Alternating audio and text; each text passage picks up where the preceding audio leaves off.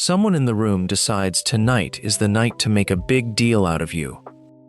A birthday, or just someone saying, "Everyone, listen to this for a second," and every face turns and lands on you at once. Your first feeling isn't joy. It's alarm, heat rising in your face, your mind going strangely blank, one thought looping, "Please look away." You've probably learned to perform gratitude in that moment, because the alternative feels rude, but underneath the smile, you'd have paid real money to skip it entirely.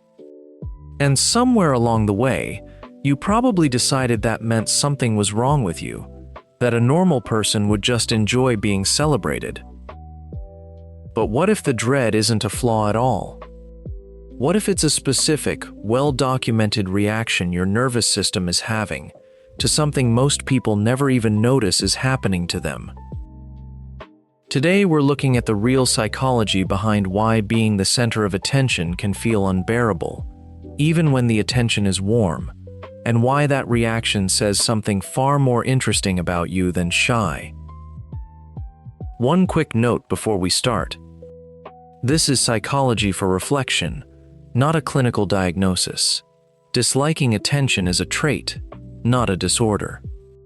Now, let's begin. Let's start with the moment itself, the second every eye supposedly locks onto you.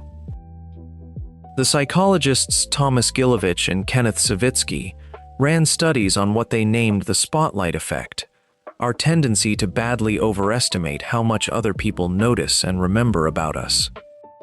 In one study, participants wore an embarrassing t-shirt into a room of strangers and guessed that about half the room would remember it. The real number was less than half of that. Here's why that matters for you. In your head, being singled out feels like every person in the room is studying your face for the next 10 minutes. In reality, most of them are half thinking about their own drink order, their own last awkward moment, their own version of this exact fear. That doesn't make the feeling fake. It means the spotlight in your head is running far hotter and far longer than the one actually pointed at you. Next time every face turns your way for 30 seconds, remember, you're the only person in the room who's going to remember those 30 seconds in detail. So if most people aren't actually studying you that closely, why does it still feel so dangerous? In 1969, psychologists David Watson and Ronald Friend identified fear of negative evaluation, a stable trait describing how much a person dreads being judged unfavorably, with some people simply carrying more of it than others. The psychologist Mark Leary later proposed why this trait might exist. His sociometer theory suggests that what we feel as self-esteem is actually an internal gauge constantly monitoring our risk of social rejection. Put those together, and something clicks. If your gauge runs more sensitive than average, being made the visible center of a group isn't just awkward, it's your built-in social risk detector spiking, warning you that you're exposed and unassessed all at once. That's not a character flaw. It's a smoke detector, a little more sensitive than the one next door. Annoying in the moment, but not broken. Have you ever noticed the dread arrives before anyone's even said anything, just from knowing eyes are about to land on you? Now here's the part that explains why it's not just in your head. It changes how your body actually performs. In 1965, psychologist Robert Zajonc published a theory of social facilitation that's held up remarkably well.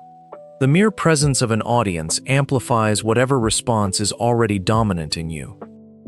For a task you've mastered, that boost helps, but for anything unfamiliar, or still being figured out in the moment, that same audience pressure makes performance measurably worse. Think about what that means for being suddenly put on the spot. Speaking off the cuff, reacting to a surprise, finding words for a toast you didn't prepare. These are exactly the unrehearsed tasks where an audience doesn't help you rise to the occasion. it works against you. So when your mind goes blank the instant attention lands on you, that isn't proof you're bad under pressure. It's your nervous system behaving exactly the way Zajong's research predicted it would, for anyone doing anything unrehearsed while being watched. Has your mind ever gone completely blank the second you were asked to say something in front of a group, even about a topic you know well? Here's the mechanism that keeps that spiral going once it starts.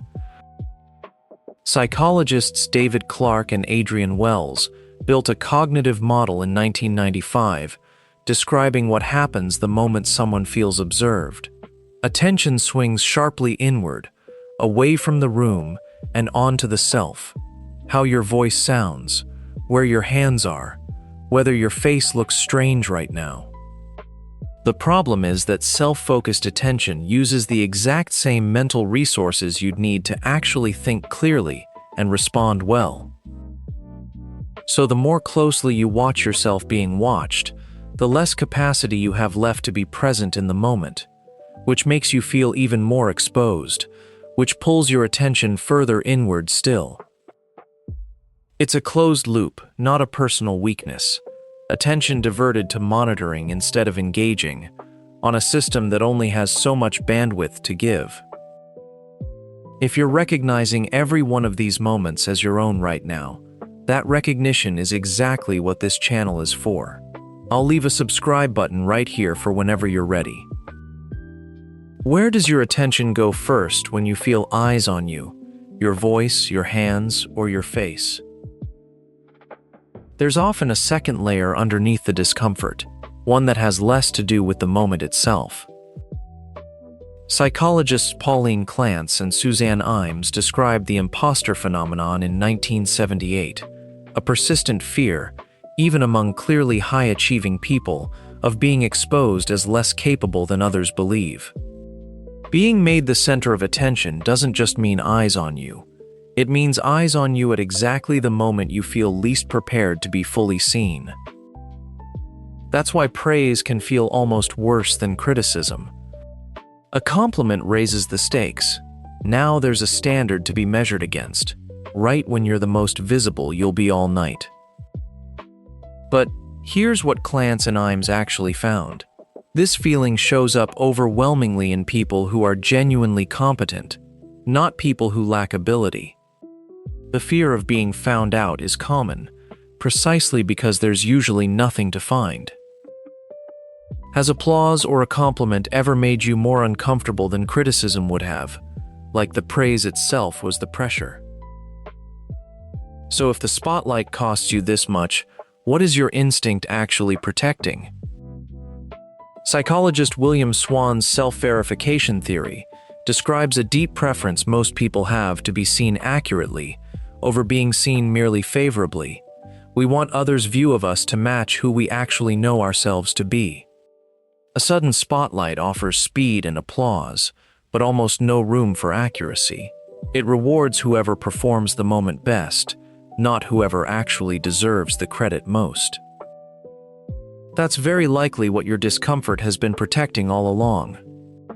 You'd rather be understood slowly and correctly by the few people paying real attention than applauded loudly and briefly by a room that forgets the details by morning. That's not an inability to be celebrated. It's a preference for being known over being noticed. Two very different kinds of visible. When has someone taken the time to actually get you right in a way that meant more than any round of applause ever could? So here's what was actually happening. Every time the room turned toward you and your stomach dropped, your built-in risk detector was firing. Your unfamiliar task alarm was pulling focus inward, and underneath it all, a real preference for being accurately known instead of loudly applauded. None of that makes you ungrateful, or difficult, or someone who just needs to get more comfortable being seen. It makes you someone whose comfort was never going to come from a spotlight, because that was never the kind of attention you were built to want. Here's a small challenge for this week. Next time you feel a spotlight coming, A toast, an introduction, a say a few words.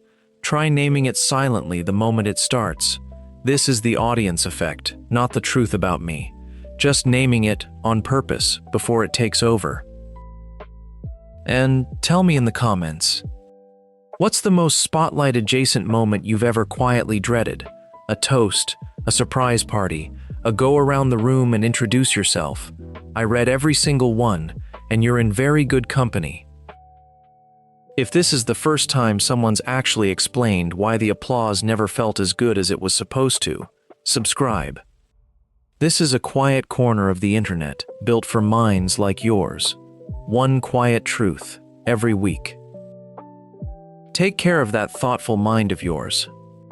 And I'll see you in the next quiet one.